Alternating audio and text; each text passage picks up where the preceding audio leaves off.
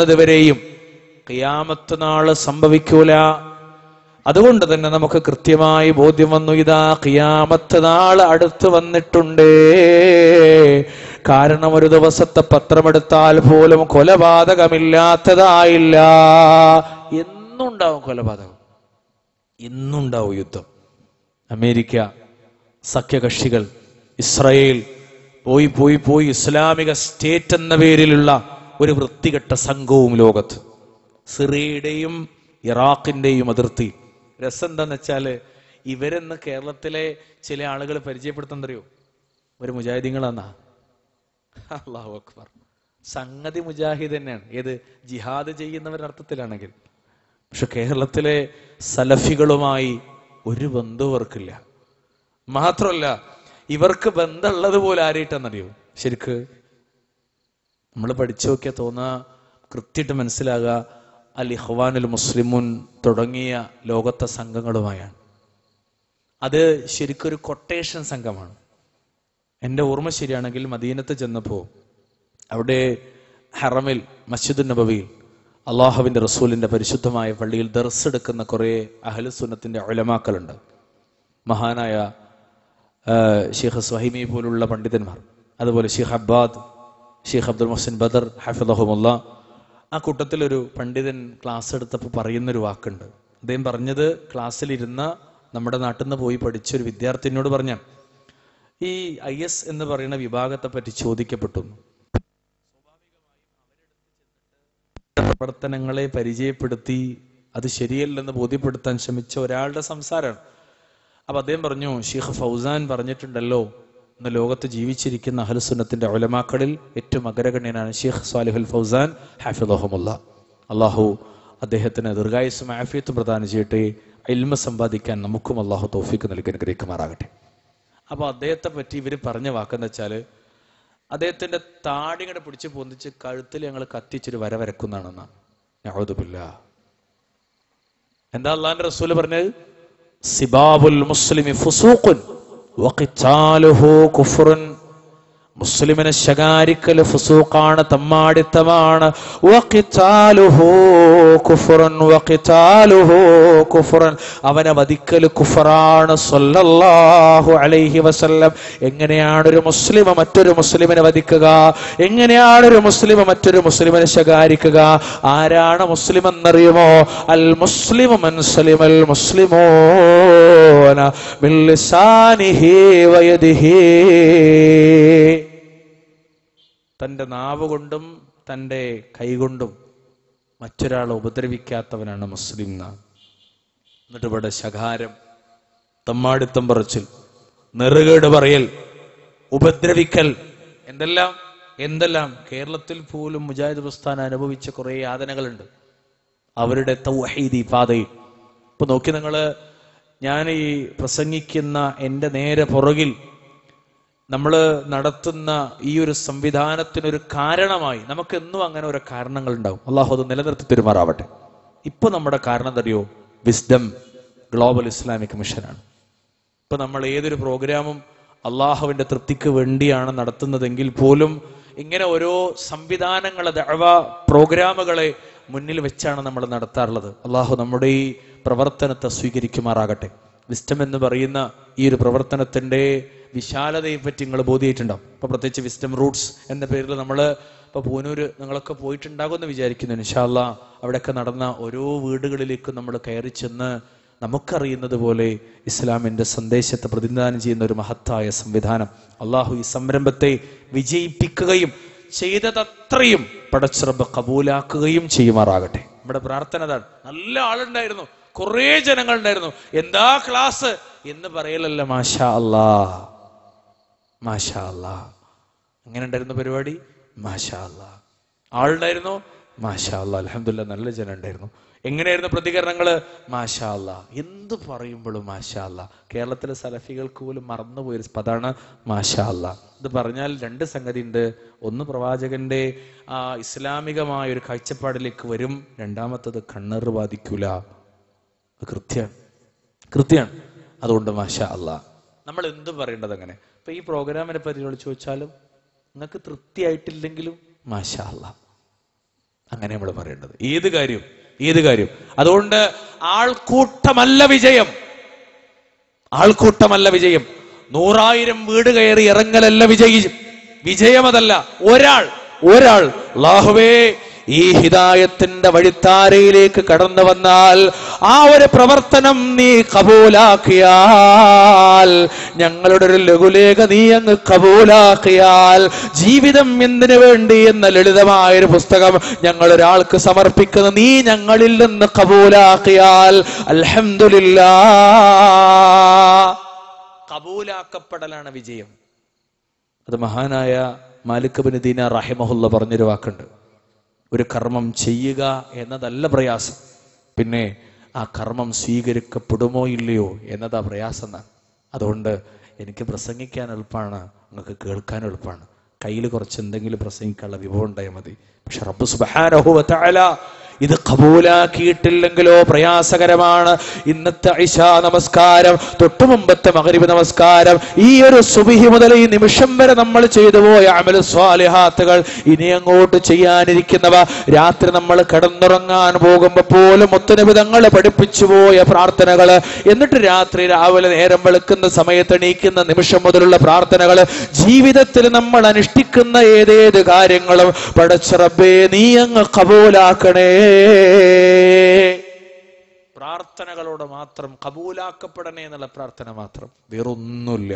അള്ളാഹു നമ്മൾ ഇത് കബൂലാക്കുമാറാകട്ടെ. ഞാൻ പറഞ്ഞു വന്നത്, ഇങ്ങനെ ലോകത്ത് കൊലപാതകങ്ങൾ വർദ്ധിക്കുമെന്ന് മുഹമ്മദ് മുസ്തഫ സല്ലല്ലാഹു അലൈഹി വസല്ലം പഠിപ്പിക്കാൻ. എന്തിനാണ് കൊന്നതെന്ന് കൊന്നവനും അറിയില്ല, എന്തിനാ പിന്നെ കൊന്നതെന്ന് എനിക്കും അറിയില്ല, കൊല്ലപ്പെട്ടവനും അറിയില്ല. അങ്ങോട്ട് കൊല്ലുന്നെ. പാർട്ടി സ്പിരിറ്റ്, സംഘടനാ സ്പിരിറ്റ്, വ്യക്തി താല്പര്യങ്ങൾ. അയൽവാസിയുടെ വീടിന്റെ മതിലിനപ്പുറത്ത് നിന്ന് ഒരു കൊമ്പ് മരച്ചില്ല എൻ്റെ വീട്ടിലേക്ക്. തർക്കായി വെട്ടുകത്തിയെടുത്തു. നമ്മൾ വിചാരിച്ചു ഇത് മുറിക്കാൻ പോവാണെന്ന്. അവനോട് പറയാണ്, കൊമ്പിജ് വെട്ടണോ അല്ല എൻ്റെ കൈ ഞാൻ വെട്ടണോ? സുബ്ഹാനല്ലാഹ്. ഇതാ ലോകം. പോയി ഏതുവരെ എത്തി കാര്യങ്ങള്? കുടുംബങ്ങളിലുള്ള പ്രശ്നങ്ങളിൽ വരെ വെട്ടുകത്തിയിരിക്കണ അവസ്ഥയ്ക്ക് എത്തിക്കണം. ഒന്ന് പറഞ്ഞ രണ്ടാമത്തിന് വെട്ടുകത്തി. ബാപ്പയും മോനും തമ്മിൽ തർക്കായപ്പോ എന്ത് ചെയ്തു? ബാപ്പ കൈ പൊക്കി. മോൻ കൈ പൊക്കി.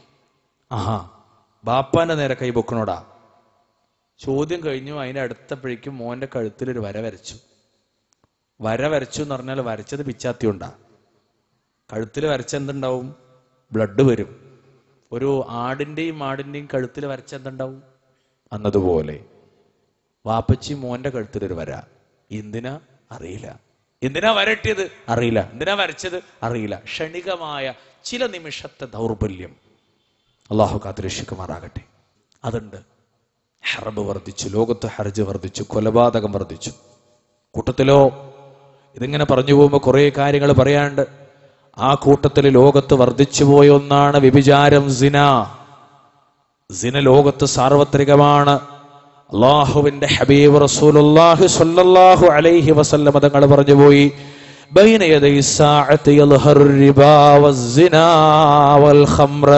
ഖിയാമത്ത് നാളിന്റെ മുന്നോടിയായി പലിശയും വ്യഭിചാരവും മദ്യവും വ്യാപിക്കുമെന്ന് ഹബീബുനാ മുഹമ്മദ് മുസ്തഫ സ്വല്ലല്ലാഹു അലൈഹി വസല്ലം അബ്ദുല്ലാഹ് ഇബ്നു അംറിൽ നിന്ന് നിവേദനം ചെയ്യുന്ന ഹദീസിൽ കാണാം, അല്ലാഹുവിന്റെ തിരുദൂതർ പറഞ്ഞു പോവുകയാ, ലാ തഖൂമുസ് സാഅതു ഹത്താ യതസാഫദു ഫിത്ത്വരീഖി തുസാഫുദൽ ഹമീരി ഖുൽതു ഇന്ന ദാലിക ലകായിൻ ഖാല നഅം ലയകൂന. കഴുതകൾ ഇണചേരുന്നത് പോലെ ആളുകളെ വഴിയിൽ അന്യോന്യം ലൈംഗിക വീഴ്ച നടത്തുന്നത് വരെ ഖിയാമത്ത് നാള് സംഭവിക്കുകയില്ല. ഞാൻ ചോദിച്ചു, റസൂലേ അത് സംഭവിക്കോ? വഴിയിൽ കിടന്നിട്ട് ആളുകൾ കാണുകെ ലൈംഗികതയിൽ ഏർപ്പെടുന്ന സംഭവം ഉണ്ടാകുമോ എന്നാണ് തിരുമേനി സല്ലല്ലാഹു അലൈഹി വസല്ലം പറഞ്ഞു. അതേ, അത് സംഭവിക്കുക തന്നെ ചെയ്യും. ലക്ഷണങ്ങൾ തുടങ്ങിയിട്ടുണ്ട്. ഞങ്ങൾക്ക് വിശദീകരിച്ചത് ഇൻഷാ അല്ലാഹ്. ഒരു വാക്കുകൂടി പറയട്ടെ. ഇന്ന മിൻ അശ്റാത്തിസ് സാഅ അള്ളാഹുവിന്റെ റസൂൽ പറയാ, ഖിയാമത്തിന്റെ അടയാളങ്ങൾ വിശദീകരിക്കുക കൂട്ടത്തിൽ അള്ളാഹുവിന്റെ റസൂൽ പറയുന്നത്, വ്യഭിചാരം വ്യാപകമാകലും വ്യഭിചാരം സാർവത്രികമാകൽ ഖിയാമത്തിന്റെ അടയാളങ്ങളിൽ പെട്ടതാണ്. എവിടെയാണെന്ന് വ്യഭിചാരമില്ലാത്തത്, എവിടെയാണെന്ന് സിന സാർവത്രികമല്ലാത്തത്? ബസ്സിലും ബസ് സ്റ്റോപ്പിലും കോളേജിലും സ്കൂളുകളിലും വരാന്തകളിലും വീടിന്റെ അകത്തളങ്ങളിലും അങ്ങാടികളിലും മനുഷ്യരാശി വാഴുന്നിടത്ത് മുഴുവനും സിനയാണ്. സിന മുഴുവനും വ്യാപകമാണ്. അല്ലാഹുവിന്റെ ഹബീബ് സല്ലല്ലാഹു അലൈഹി വസല്ലമ പറഞ്ഞുപോയി, പല രീതിയിലുള്ള സിനകളെന്ന് വ്യാപകമാണ്. വെറും ഒരു ലൈംഗിക അവയവം കൊണ്ടുള്ള സിന മാത്രമല്ല, അല്ലാഹുവിന്റെ തിരുദൂതർ സല്ലല്ലാഹു അലൈഹി വസല്ലമ എണ്ണി എണ്ണി പറയുകയാ, അൽ ഐനാനി തസ്നിയാ واليدان تزنيان والرجلان تزنيان والفرج يزني. രണ്ട് കരങ്ങളും രണ്ട് കണ്ണുകളും വ്യഭിചരിക്കുമേ, രണ്ട് കരങ്ങളും വ്യഭിചരിക്കുമേ, രണ്ട് കാലുകളും വ്യഭിചരിക്കുമേ, ഗുഹ്യാവയവും വ്യഭിചരിക്കുമെന്ന് മുഹമ്മദ് മുസ്തഫ സല്ലല്ലാഹു അലൈഹി വസല്ലം അള്ളാഹുവിന്റെ തിരുദൂതര് പറഞ്ഞു പോവുകയാ, ഫസിനൽ ഐനിൻ നളർ, ഫസിനൽ ഐനിൻ നളർ. അപ്പോൾ കണ്ണുകൊണ്ടുള്ള വ്യഭിചാരം എന്ന് പറയുന്നത് നോട്ടമാണ്. എവിടൊക്കെ നോട്ടുണ്ടോ? അന്യ സ്ത്രീകളിലേക്ക്, അന്യ പുരുഷന്മാരിലേക്ക്, അനാവശ്യമായ. നിങ്ങൾ ആലോചിച്ച് നോക്കി, സ്കൂളുകളിൽ, ക്യാമ്പസുകളിൽ, ബസ് സ്റ്റോപ്പിൽ, ബസ്സിൽ, അങ്ങാടിയിൽ. ചില മക്കളൊക്കെ ബസ് സ്റ്റോപ്പിലിരിക്കും. അള്ളാന്റെ റസൂൽ രണ്ട് സഹാബത്ത് ഇരുന്നപ്പോൾ പറഞ്ഞു, പാടില്ല റസൂലെ, ഞങ്ങൾ ഇരുന്നോട്ടെ. അവർ ചോദ്യത്തിന് അള്ളാന്റെ റസൂല് മറുപടി കൊടുക്കുന്ന, പാലിക്കാനുള്ള മര്യാദകൾ പാലിക്കാൻ നിങ്ങൾക്ക് ഇരിക്കാന്ന്. തിരുദൂതരോട് ചോദിച്ചപ്പോൾ അവർ പറഞ്ഞു കൊടുക്കുക, തിരുദൂതരോട് അവർ ചോദിച്ചപ്പോൾ അവർക്ക് പറഞ്ഞു കൊടുക്കുക, രണ്ട് മര്യാദകൾ പാലിക്കണേ, വഴിയുടെ മര്യാദകൾ നിങ്ങൾ പാലിക്കണേ, എങ്കിൽ നിങ്ങൾക്ക് വഴിയിലിരിക്കാം. ഒന്നാമത്തെ മര്യാദ എന്തറിയോ? നിങ്ങൾ കണ്ണിനെ ചിമ്മണേ, കണ്ണ് ചിമ്മണേ. രണ്ടാമത്തത് അംറും ബിൽ മഅറൂഫി വനഹിയും അനിൽ മുൻകരി. ഹബീബ് മുഹമ്മദ് മുസ്തഫ സല്ലല്ലാഹു അലൈഹി വസല്ലം എന്താണ് വഴിയുടെ മര്യാദ? ഒന്ന്, നിങ്ങൾ നിങ്ങളുടെ കണ്ണ് ചിമ്മണേ. രണ്ടാമത്തെ, നിങ്ങൾ റോഡിൽ നന്മ കൽപ്പിക്കണേ, തിന്മ വിരോധിക്കണേ. വഴിവക്കിലിരുന്നിട്ട് നന്മ കൽപ്പിക്കാനും തിന്മ വിരോധിക്കാനും നിങ്ങളുടെ കണ്ണ് ചിമ്മാനും നിങ്ങൾക്ക് സാധ്യമാകുമെങ്കിൽ മാത്രമേ നിങ്ങൾ വഴിവക്കിലിരിക്കാവൂ എന്ന് ലോകത്തിന്റെ നേതാവ് മുത്തൊളിമുത്ത് മുഹമ്മദ് മുസ്തഫ സല്ലല്ലാഹു അലൈഹി വസല്ലം. നമ്മുടെ ചെറിയ മക്കള് റോഡിലിരിക്കുകയാ, ചെറുപ്പക്കാരൻ റോഡിലിരിക്കുകയാ, ചെറുപ്പക്കാര് റോഡിലിരിക്കുകയാ, കൗമാരക്കാരൻ റോഡിലിരിക്കുകയാ. എന്നിട്ട് ബസ്സിൽ നിന്ന് ഇറങ്ങി വരുന്ന സ്ത്രീയിലാണ് അവന്റെ കണ്ണ്, പെൺമക്കളിലാണ് അവന്റെ കണ്ണ്. അള്ളാഹുവിന്റെ റസൂല് നിനക്കത് ചെറുപ്പക്കാരാ അനുവദിച്ചിട്ടില്ല. രണ്ടാമത്തെ വിഷയം, നന്മ കൽപ്പിക്കണേ, തിന്മ വിരോധിക്കണേ. സത്യത്തിൽ അവിടെ സംഭവിച്ചു പോണത് എന്താണെന്നറിയുമോ? തിന്മയുടെ വ്യാപനമാണ്. വെറും വൃത്തികേട് പറയാനും കാണിക്കാനൊക്കെ ഉള്ള ഒരു ലോകമായിട്ട് വഴിവക്കുകളും അങ്ങാടികളൊക്കെ മാറിയിട്ടുണ്ട്. ബസ് സ്റ്റോപ്പിലൊക്കെ ആൾക്കാർ ഇങ്ങനെ ഇരിക്കും. ഒരു സ്ത്രീ ഇങ്ങനെ നടന്നു പോകുമ്പോൾ കല്യാണം കഴിഞ്ഞ സ്ത്രീയാണോ, അല്ല പഠിക്കണ കുട്ടിയാണോ, ഏതെങ്കിലും ഒരാളുടെ ഭാര്യയാണോ, പെങ്ങളാണോ, ഉമ്മച്ചിയാണോ, ഇതൊന്നുമില്ല. അങ്ങനെ ഒരളക്കല. ആ അളവിലെല്ലാം പെടും. ഓൻ്റെ സ്കെയില്, കണ്ണിൻ്റെ സ്കെയിലിൽ ഓളെ രൂപവും ഭാവവും വേഷവും കാട്ടിക്കൂട്ടലൊക്കെ ഉണ്ടാവും. എന്നിട്ട് കമൻ്റാണ്, പലതരം കമൻ്റ്. കടന്നു പോകുന്ന കമൻ്റ് പറച്ചിലിൽ ഒന്ന്, കൂടെ അന്നിരുന്നിട്ടില്ല, തലേന്നിരുന്ന് കമൻ്റ് പറഞ്ഞ ഒരുത്തൻ്റെ പെങ്ങളാ പോണെങ്കിലും ഇന്ന് ഓളെ കമൻ്റ്. ഇന്നലെ ഓനുണ്ടേത് കമൻ്റ് പറയാൻ ആലോചിക്കണില്ല. അതുകൊണ്ട് രണ്ട് കാര്യം. ഒന്ന്, ആളുകൾക്ക് കമൻ്റ് പറയാൻ പറ്റുന്നൊരു വേഷം സഹോദരിമാരെ നമുക്ക് വേണ്ട. അതിൻഷാല്ലാ ഞാൻ പറയുന്നുണ്ട്. രണ്ടാമത്തെ കാര്യം, ചെറുപ്പക്കാരാ, അന്യ പെണ്ണിനെ നോക്കിയിട്ട് കമന്റ് പറയുന്ന സംസ്കാരം വേണ്ട. MSM Mujahid student movement Kottakkal വെച്ചിട്ടൊരു വലിയ പ്രോഗ്രാം സംഘടിപ്പിച്ചു. മാഷാ അല്ലാഹ്, അതിഗംഭീരമായിരുന്നു. അല്ലാഹു അത് കബൂലാക്കുമാറാകട്ടെ. ആ പരിപാടിയിൽ ഒരു സഹോദരനോട് സംസാരിക്കാനുള്ളൊരു അനുഭവം എനിക്കുണ്ടായി. ആ സംസാരത്തിൽ അദ്ദേഹം എന്നോട് പറഞ്ഞു, സത്യത്തിൽ സർ എന്താണെന്നറിയില്ല, എൻ്റെ ന്യൂനതയാണ്, എനിക്ക് തിരുത്താൻ വേണ്ടി വന്നതാ. എന്താണെന്നറിയോ, ഏത് പെൺകുട്ടിയെ കണ്ടാലും ഒരു കമന്റ് പറയണമെന്ന് എനിക്ക് തോന്നുന്നു. സുബ്ഹാനല്ലാഹ്. സാധു നിഷ്കളങ്കമായി പറഞ്ഞതായിരിക്കും. ഒരു പക്ഷേ ഈ ശബ്ദം അദ്ദേഹം കേൾക്കുന്നുണ്ടോ എന്ന് എനിക്കറിയില്ല. അല്ലാഹു സുബ്ഹാനഹു വ തആല അവരൊക്കെ ഖൈറിന്റെ മാർഗത്തിലേക്ക് തിരിച്ചു കൊണ്ടുവരുമാറാകട്ടെ. എത്ര ആളുകൾ അറിയങ്ങൾ, പല ആൺകുട്ടികളും അങ്ങനെ സ്കൂളിൽ പോയാൽ. ഞാൻ വർക്ക് ചെയ്യുന്ന സ്ഥാപനത്തിൽ ക്ലാസ് എടുക്കാൻ പോകുന്നിടത്തൊക്കെ മക്കള് പല കോലത്തിൽ കാണാം. നമ്മളിതിങ്ങനെ പറഞ്ഞു കൊടുക്കും, നമ്മൾ പലതും പറഞ്ഞു കൊടുക്കും. അഫയറുകളെ പറ്റി പറയും, പ്രണയത്തെ പറ്റി പറയും, മോശമായ ഫ്രണ്ട്ഷിപ്പിനെ പറ്റി പറയും, ബാഡ് ഫ്രണ്ട്ഷിപ്പുകൾ. അവിടെയൊക്കെ ആളുകൾക്ക് വളരെ അരോചകമാണ്. ചില ഉമ്മമാർക്കൊക്കെ സംസാരത്തിന്റെ ലൈസൻസ് നഷ്ടപ്പെട്ടു പോയ ചില ഉമ്മമാരൊക്കെ സംസാരിക്കാനുള്ളത് മക്കളുടെ അനിയന്ത്രിതമായ ഫ്രണ്ട്ഷിപ്പിന്റെ വിശാലതയെ പറ്റിയാണ്. സത്യത്തില് അബദ്ധാണ് പറയണത്. എൻ്റെ ഒരാൾ പറഞ്ഞ വാക്ക് ഞാൻ പൊതുവെ കുടുംബ ക്ലാസ്സിലൊക്കെ പറയാറുണ്ട്. എന്തറിയോ, എൻ്റെ മോക്ക് എത്ര ഫ്രണ്ട്സാന്നറിയോ, ബിയും ഉണ്ട് ജിയും ഉണ്ട്. എനിക്ക് ആദ്യം മനസ്സിലായില്ല. ബോയ് ഫ്രണ്ട്സും ഉണ്ട് ഗേൾ ഫ്രണ്ട്സും ഉണ്ട്. വല്ല സന്തോഷത്തിൽ പറയാ, ഭയങ്കരതിലേ തകർന്നില്ലേ. ഇസ്ലാം പഠിപ്പിച്ച മാനദണ്ഡങ്ങളെ മുഴുവനും കാറ്റിൽ പറത്തിയില്ലേ. അള്ളാഹുവിന്റെ റസൂല് ഒരിക്കലും സമ്മതിച്ചിട്ടില്ലാത്ത സൗഹൃദ ബന്ധമല്ലേത്. അള്ളാന്റെ റസൂല് സമ്മതിച്ച സൗഹൃദ ബന്ധം പോലും ആണിനോട് ആണാണെങ്കിലും പെണ്ണിനോട് പെണ്ണാണെങ്കിലും അർറജുലു അലാ ദീനി ഖലീലിഹി, ഒരാള് തന്റെ സുഹൃത്തിന്റെ മതത്തിലാണെന്ന് മുഹമ്മദ് മുസ്തഫ സ്വല്ലല്ലാഹു അലൈഹി വസല്ലം.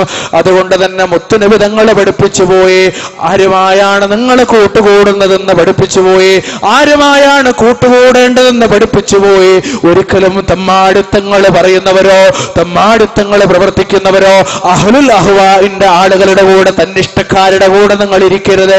ഫഇന്ന മുജാലസതുഹും മുമർരിളത്തുൽ ഖൽബ്, അങ്ങനെ തന്നിഷ്ടക്കാരന്റെ കൂടെ നിങ്ങൾ ഇരുന്നു പോയാൽ നിങ്ങളുടെ ഹൃദയങ്ങൾക്കും ആ രോഗമങ്ങ് ബാധിച്ചു പോകുമെന്ന് മുഹമ്മദ് മുസ്തഫ സ്വല്ലല്ലാഹു അലൈഹി വസല്ലം. പാടില്ല. സൗഹൃദ ബന്ധങ്ങളെ സൂക്ഷിക്കണം. ഞാനിതൊക്കെ ഇതിൻ്റെ കൂടെ പറഞ്ഞെന്തിനാ വെച്ചാല് ഇതെല്ലാം സിനയിലേക്ക് മനുഷ്യനെ നയിക്കുന്നു എന്നാണ്. അമിതമായ സൗഹൃദങ്ങൾ. ഇന്നത്തെ ക്യാമ്പസ് സൗഹൃദങ്ങളിൽ 3/4 ഭാഗവും ശരീര സംബന്ധമാണ്, മാനസികമല്ല. നിങ്ങൾക്ക് മനസ്സിലാവും, ഞാൻ വിശദീകരിക്കേണ്ടി വരില്ല, കാരണം അത്ര വൃത്തികെട്ടൊരു പദാണത്. മാനസികമല്ല, ശാരീരികമാണ്. Just friendship. സൗഹൃദത്തിനൊരാൾ, കല്യാണം കഴിക്കാൻ മറ്റൊരാൾ. ഒരു കുട്ടി തുറന്നു ചോദിച്ചാണ്, സർ അതിലെന്താ തെറ്റ് എന്നാണ്. എന്താ തെറ്റ്? ഞാൻ ഒരാളെ കുറെ കാലം ഒരു സുഹൃത്തായി കൊണ്ട് നടക്കുകയും അയാളോട് ശരീരം പങ്കുവെച്ചാലും മനസ്സ് പങ്കുവെച്ചാലും എന്റെ ജീവിതത്തിന്റെ ലൈഫ് പാർട്ട്ണറായി ഞാൻ മറ്റൊരാളെ സ്വീകരിക്കുന്നതിൽ എന്താ തെറ്റ്? സ്വാഭാവികമായ ചോദ്യമാണ്. ഞങ്ങൾ പൊതുവേ ക്ലാസ് എടുക്കുന്ന ആളുകൾക്ക് വിദ്യാർത്ഥികളിൽ നിന്നുണ്ടാകുന്ന ചോദ്യങ്ങൾ ഒരു ചോദ്യം കൂടി അത്.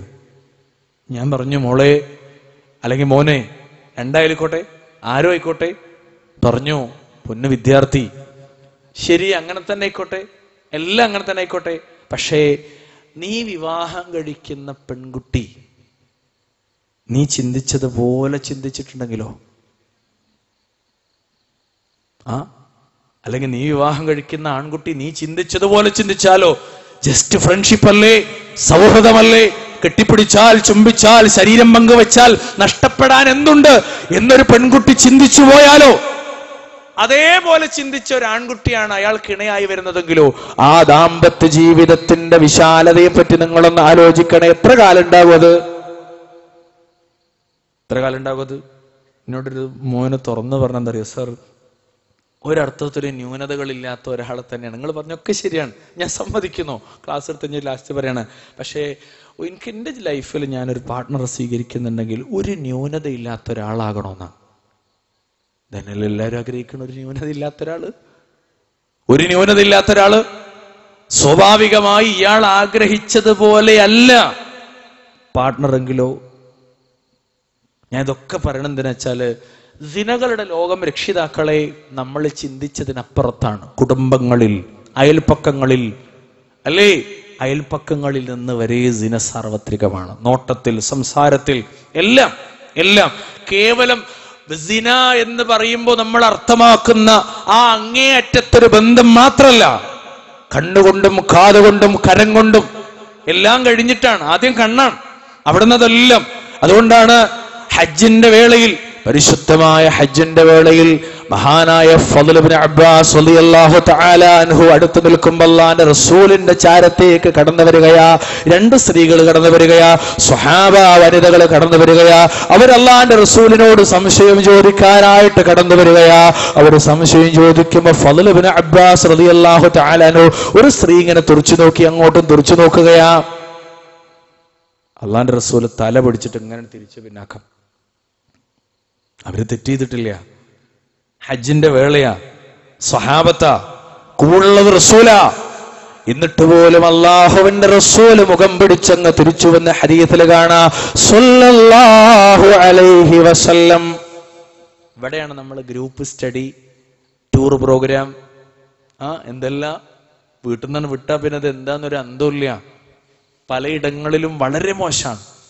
പലയിടങ്ങളിലും അല്ലാഹുവിന്റെ റസൂല് പറഞ്ഞു വന്നിട്ട് പറഞ്ഞത് അൽഹമുൽ മൗത്ത് എന്നാണ്.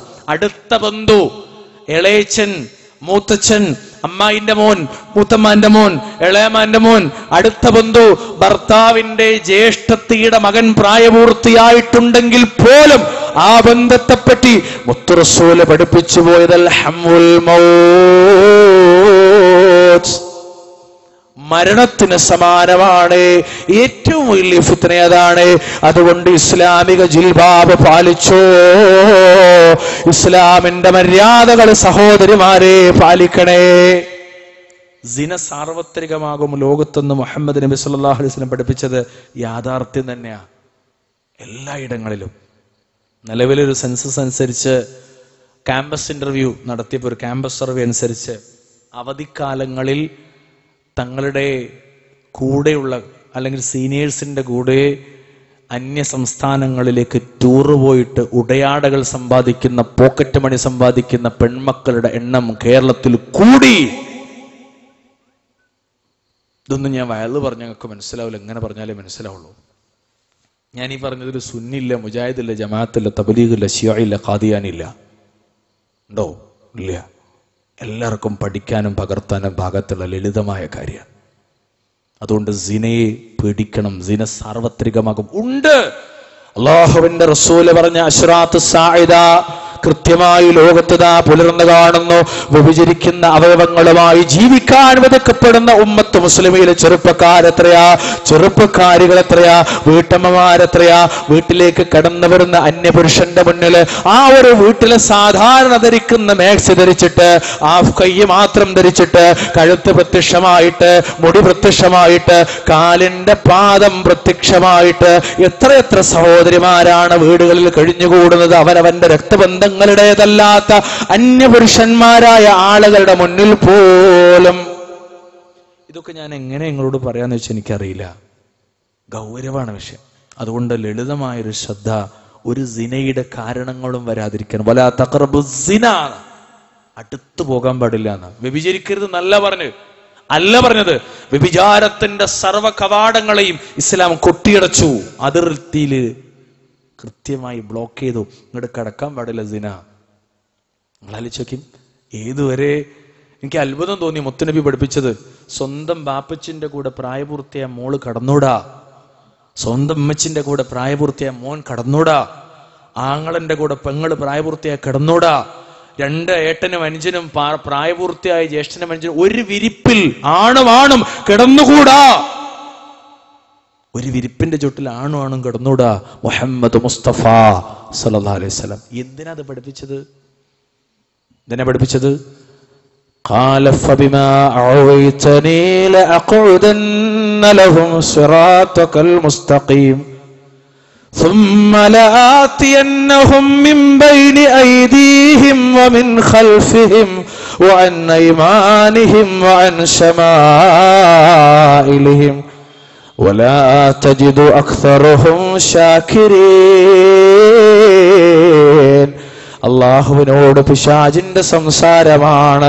പടച്ച റബ്ബേ, നീ എന്നെ നേരായ മാർഗത്തിൽ നീ എന്നെ വഴിപഴപ്പിച്ചതിനാൽ നിന്റെ ഈ ആദമിന്റെ ഈ അടിയാന്റെ പുത്രന്മാര്, ആദമിന്റെ പുത്രന്മാര് സ്വർഗത്തിന്റെ ഹിദായത്തിന്റെ വഴിത്താരയിലേക്ക് കടന്നു വരുന്നതിനെ തടയാൻ ഞാൻ കാത്തിരിക്കും നാഥാ. ഞാൻ അവരുടെ മുന്നിലൂടെയും പിന്നിലൂടെയും വലതുവശത്തുകൂടെയും ഇടതുവശത്തുകൂടെയും ഞാൻ അവരുടെ അരികിൽ ചെല്ലുക തന്നെ ചെയ്യും നാഥാ. വലാ തജിദു അക്സറഹും ശാകിരീൻ. അവരിൽ അധികം ആളുകളെയും നീ നന്ദി കെട്ടവരായിട്ട് മാത്രമേ കണ്ടെത്തുകയുള്ളൂ നാഥാ. ശൈത്താൻ കൃത്യമായിട്ട് അവന്റെ ഡ്യൂട്ടിയൊക്കെ നിർവഹിക്കുന്നുണ്ട്. നമ്മളാണ് പ്രതിരോധക്കോട്ട കെട്ടാത്തത്. ആ പിശാചിന്റെ വരവ് എല്ലാ രംഗങ്ങളിലുമുണ്ട്. അത് കൃത്യമായി നമ്മൾ മനസ്സിലാക്കേണ്ടതാണ്. മുത്തുനബി സല്ലല്ലാഹു അലൈഹി വസല്ലമ പഠിപ്പിച്ചു പോയ ഖിയാമത്തിന്റെ അടയാളങ്ങളിൽ വ്യഭിചാരം കഴിഞ്ഞാൽ പിന്നെ എണ്ണിപ്പോകുന്ന ഒന്നെന്താണെന്നറിയുമോ? വ്യാപിക്കുന്ന മദ്യപാനത്തിന്റെ ഒരു ലോകമാണ് മദ്യപാനികളുടെ ലോകം. നിങ്ങൾ ആലോചിക്കും, ബുദ്ധി എന്ന് പറഞ്ഞ സാധനത്തെ മറച്ചു കളയുന്നതൊക്കെ ലഹരിയാണ്, ഖംറാണ്, മദ്യമാണ്. ബുദ്ധി ഇല്ലാതാക്കണമൊക്കെ. ഏത്? അല്ലാഹുവിന്റെ റസൂൽ പറഞ്ഞറിയോ? കുല്ലു മുഖമ്മിരിൻ ഖംറുൻ വകുല്ലു മുസ്കിരിൻ ഹറാം. നമ്മുടെ ബുദ്ധിയെ മൂടുന്നതൊക്കെ മദ്യ, എല്ലാ ലഹരി ഉണ്ടാക്കുന്നതും ഹറാമാണെന്ന്. ഞാനൊരു തുറന്നു പറയാ, ഒരു മദ്യപാനികളുടെ ചികിത്സാ കേന്ദ്രത്തിലാണ് വർക്ക് ചെയ്യുന്നത്, ഡി അഡിക്ഷൻ സെന്ററിൽ.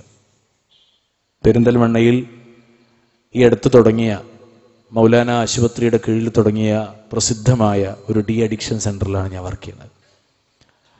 മാഷാ അല്ലാഹ്, നല്ല റിസൾട്ടാണ്, അൽഹംദുലില്ലാ. എനിക്ക് തോന്നിയൊരു സന്തോഷം പറയട്ടെ നിങ്ങളോട്. എത്രയോ നാടുകളിൽ പലതരം രോഗികളുണ്ട്. വൃക്ക രോഗികൾ, ക്യാൻസർ രോഗികൾ, പാലിയേറ്റീവിന്റെ ചികിത്സാ കേന്ദ്രങ്ങളിൽ കടന്നുപോകുന്ന ആളുകൾക്ക് നല്ലറിയാം. പുഴുവരിച്ച ജീവിതം നയിക്കുന്നവർ, ഇവരൊക്കെ സംരക്ഷിക്കാനും പ്രൊട്ടക്ട് ചെയ്യാനും ചികിത്സിക്കാനും ഫണ്ടും ആളുമുണ്ട്, കുറഞ്ഞാണെങ്കിലും.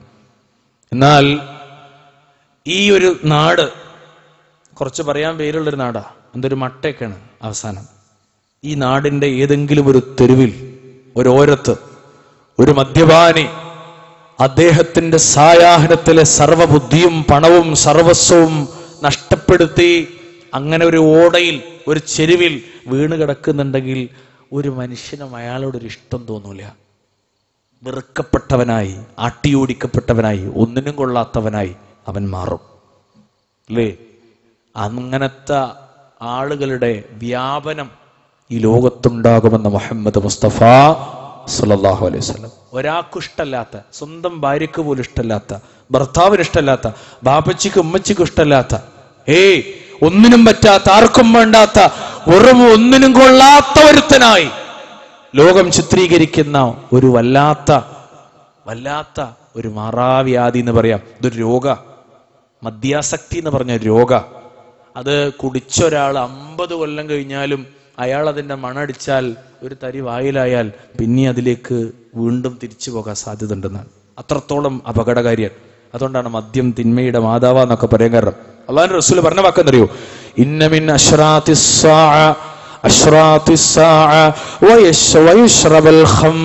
മദ്യപിക്കലും മദ്യദിനത്തിന്റെ അടയാളങ്ങളിൽ പെട്ടതാണ്. എത്രയെത്ര മുസ്ലിമീങ്ങളാ ലോകത്ത് മദ്യപാനികളായി. മുസ്ലിമീങ്ങളുടെ എണ്ണം മദ്യപാനത്തിന്റെ വിഷയത്തിൽ സാർവത്രികമാണ്. റമദാൻ മാസം വരുമ്പോ മാത്രമാണ് ചിലയിടങ്ങളിൽ മദ്യപാനം കുറഞ്ഞു പോണത്. ഇപ്പൊ മദ്യപാനത്തിന്റെ കുറവ് സീസണാണ്. ഒന്ന് മാലട്ട് നമ്മുടെ സഹോദരങ്ങൾ മലക്കുവോ, കുടിക്കൂല. അതേപോലെ റമദാൻ മാസത്തിലും മദ്യപാന ലേശം കുറയും. അന്നാണ് ബാറുകൾക്കും ബീവറേജസ് കോർപ്പറേഷനും ഒക്കെ കുറച്ച് ഡിമ്മാകണ സമയം. ബാറിന്റെ മുമ്പിലൊക്കെ തിരക്ക് കുറയും. അപ്പൊ നമുക്ക് മനസ്സിലാവും ഈ ബാറൊക്കെ തിരക്കൂട്ടേണ്ട ആരാ? അകലെ ലോക മാപ്പിള മക്കളാണെന്നുള്ളത്, അല്ലേ? അകലെ ലോക മാപ്പിള മക്കൾ എത്രയെന്നറിയൂ? അള്ളാഹുവിന്റെ റസൂല് പറഞ്ഞത്, ഇന്ന ഉനാസം മിൻ ഉമ്മത്തി യശ്റബൂനൽ ഖംറ യുസമ്മൂനഹാ ബിഗൈരി ഇസ്മിഹാ. നിശ്ചയം എന്റെ ഉമ്മത്തിൽ ഒരു വിഭാഗം മദ്യം കുടിക്കും, അവരതിന് അതിൻ്റെതല്ലാത്ത പേര് നൽകുന്നതാണ്. ഇന്ന് ഇന്നിങ്ങനെ റസൂല് പറഞ്ഞതുപോലെ സല്ലല്ലാഹു അലൈഹി വസല്ലം, ഇന്ന് മുത്തനബി ഇവിടെ വന്നിട്ട് പറയണത് പോലെ